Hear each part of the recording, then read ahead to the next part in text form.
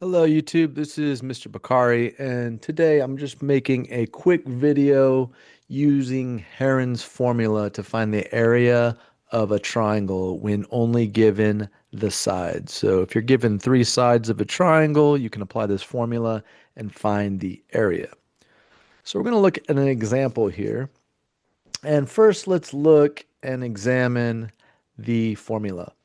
So it says S equals A plus B plus C divided by 2. Now, S just stands for semi-perimeter. So as you can see, A plus B plus C divided by 2, we're finding half of the perimeter of the triangle.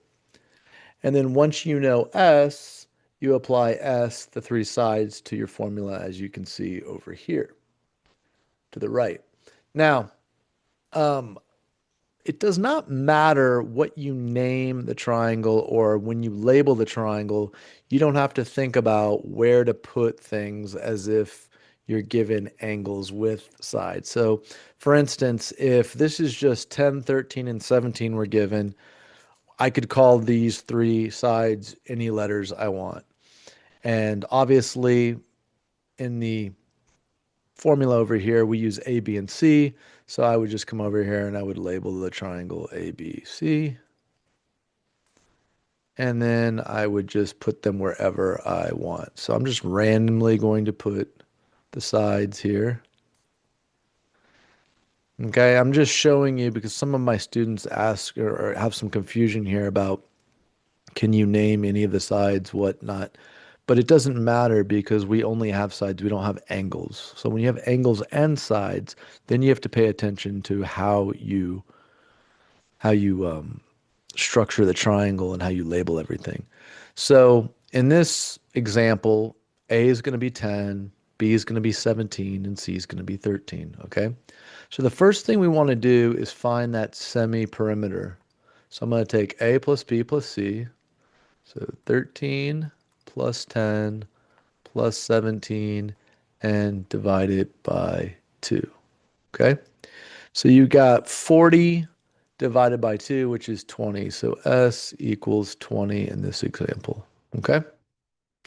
Now we're going to take the square root of S times S minus side A times S minus side B times S minus side C. So I'm going to write that out here, show you what we're going to enter into our calculator. So we've got area equals, and all this goes into the radical.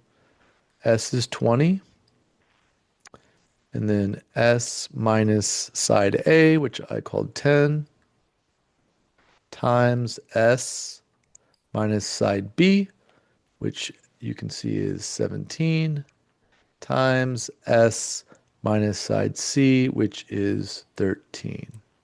Okay, so that's what we're going to put into our calculator.